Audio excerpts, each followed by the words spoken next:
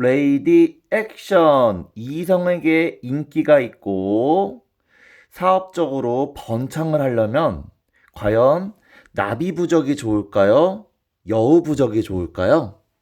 부적의 원리와 부적의 효능, 그리고 사람들이 부적을 어떻게 바라봐야 되는지 바보도사와 깊숙이 알아보도록 하겠습니다. 네.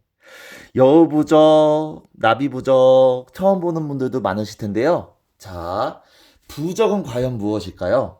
부적은요, 미신이라고 생각하는 사람들도 있고, 진짜 효과가 있다고 생각하는 분들도 있습니다. 근데 상당히 한자와 과학이 접목된 그것이 바로 부적입니다. 네. 나비 부적 같은 경우만 해도요, 나비는요, 상당히 재밌는 글자예요. 나뭇잎 모양의 그런 벌레가 바로 나비 접자입니다. 예. 영어로는 버터플라이. 예. 그래서 접이에요, 접. 실제 나비 부적에는 이 나비 모양이 그려져 있어요. 예. 근데, 왜 꽃을 찾아오는 나비여서 이성한테 인기가 있고 많은 사람들이 몰려든다. 그런 뜻일까?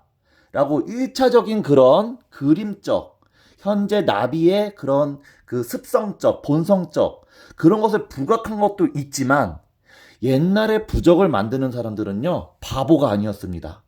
엄청 큰 깊은 뜻이 이 속에 숨어져 있더라고요. 이 접자를 통해서 알아볼 수가 있는데요. 접은요, 여러분 이렇게 딱딱 접다 있죠? 접으면 맞닿아요. 맞닿아 하면은 무엇인가가 이루어집니다. 네. 그래서 이 접자를 세 개를 분석을 해보면 놀라운 일이 벌어져요. 네. 바로 요 접자. 네. 요거는 접대하다 할 때의 접자인데요. 있다, 이으다, 붙이다 그런 뜻이에요. 와. 이거는 그거잖아요. 그 첩첩자. 예. 머리에 무엇인가를 두른 예쁘게 꾸민 여자들이 서로 손을 잡고 이어주는 모양. 그게 바로 이 접접자, 이을접자예요. 또 무슨 접자가 있을까요? 접붙이다라는 말 들어봤죠? 네. 접붙이다라는 것도 거의 똑같은 얘기입니다. 영어는 그래프트. 예. 접붙이다, 잇다, 뼈를 잇다. 뼈까지 이을 정도면 얼마나 그 본드처럼 딱 달라붙는 힘이 센 걸까요? 그런 식으로 이 접자가 이 나비와 상당히 밀접한, 예. 그리고 이 버터라는 건 달콤함이란 뜻입니다. 예. 어떤 누군가와 관계가 달콤하게 된다. 엄청나죠?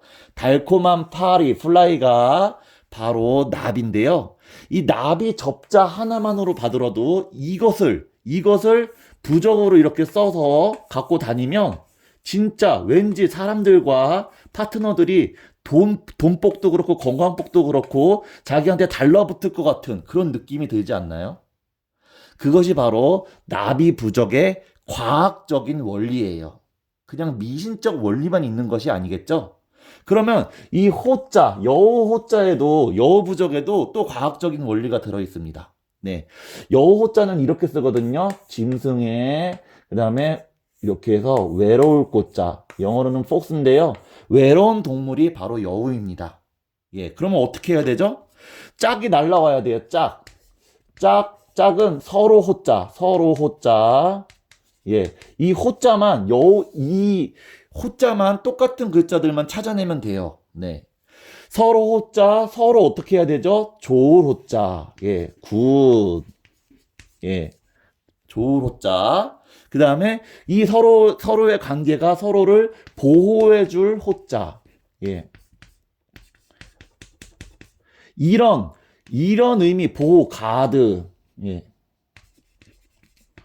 보호하다, 지켜주다. 그런 뜻이죠. 돕다. 예. 이 여우 부적을 쓰면요. 그냥 그 외로운 여우가 꼬리를 흔들어가지고 많은 사람들의 그런 마음, 선심을 산다, 환심을 산다. 그래서 계약도 이루어지고 연인도 생기고 그렇게 그 여우의 모양을 본뜬 글자이기도 하지만 이런 좋은 뜻이 서로 좋아하고 서로 도와주고 지켜준다라는 뜻이 여우부적에 들어가 있는 겁니다. 한마디로 여우부적과 나비부적은 미신이라기보다는 상당히 과학적으로 사람들이 바라는 그런 그 역할을 충실히 해낼 수 있는 그런 성분도 들어가 있는 것이 바로 여우부적과 나비부적이에요. 네. 근데 이 부적을 잘못 썼다가는 이 부적은 이렇게 쓰거든요. 부적. 부적이란 한자가 이렇게 써져 있어요.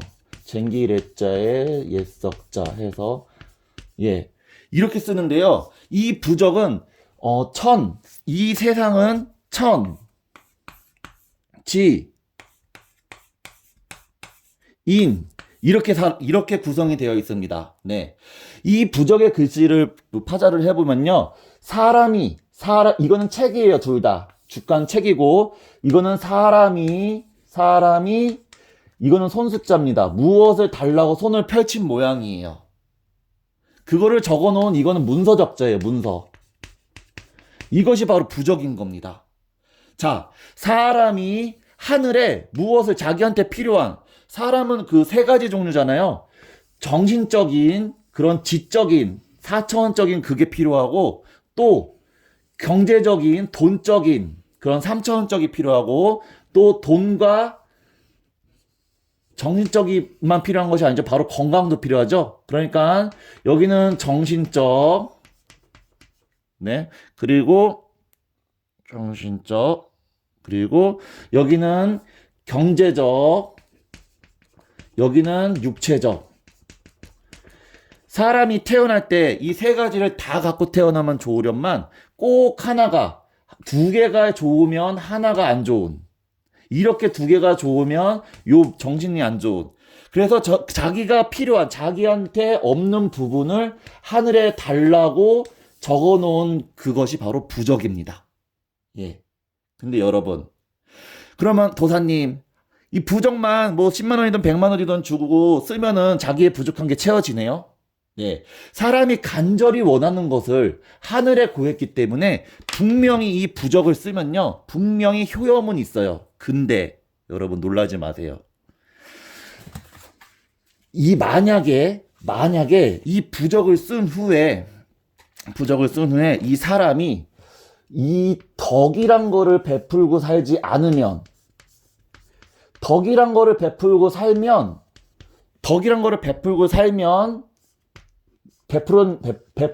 이것은 복으로 변합니다. 복 있는 사람이 돼요. 예.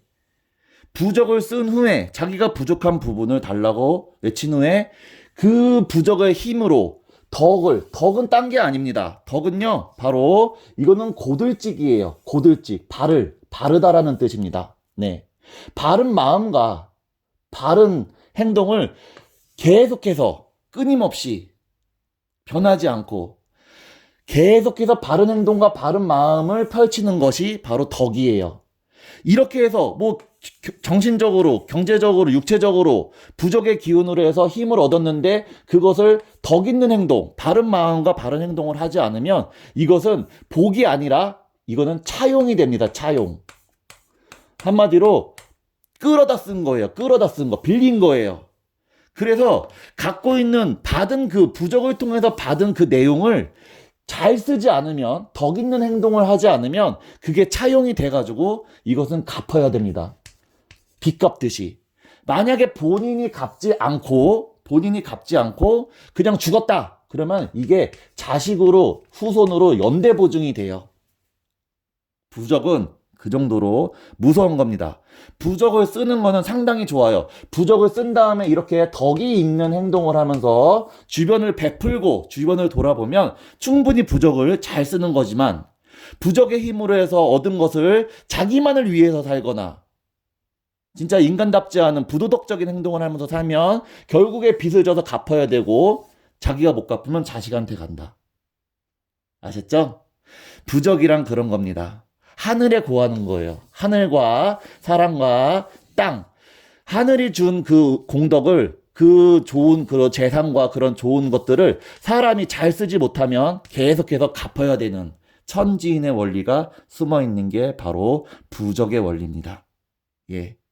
이번 시간에 나비부적과 여우부적을 통해서 부적의 원리와 부적에는 많은 그런 함축적 의미가 들어가 있다. 그리고 부적을 쓰는 마음, 진짜 간절히 원하는 마음, 그 다음에 그것을 부적을 통해서 얻었을 때는 이게 간절히 원하면요, 부적을 쓰든 안 쓰든 그것이 언젠가는 자기한테 옵니다. 근데 그거를 주변 사람들한테 자기가 얻게 된 것을 잘 베풀면서 살면 그거는 복된 인생이 되고, 잘못 쓰고 한 거는 차용이 돼서 그거를 꼭 갚아야 되는 빚이 된다. 자기가 못 갚으면은 그 자식 후손이 갚아야 된다. 아주 재미있는 논리죠. 네, 근데 이것이 바로 천지인의 법칙입니다. 네, 여러분은 부적에 대해서 어떻게 생각하시나요? 네. 이번 바보도사의 영상이 많은 도움이 됐으면 좋겠습니다. 다음 시간에는요, 더 재밌고 더 의미 있는 내용으로 다시 돌아올게요. 바보나라에서 만나요. 짜발!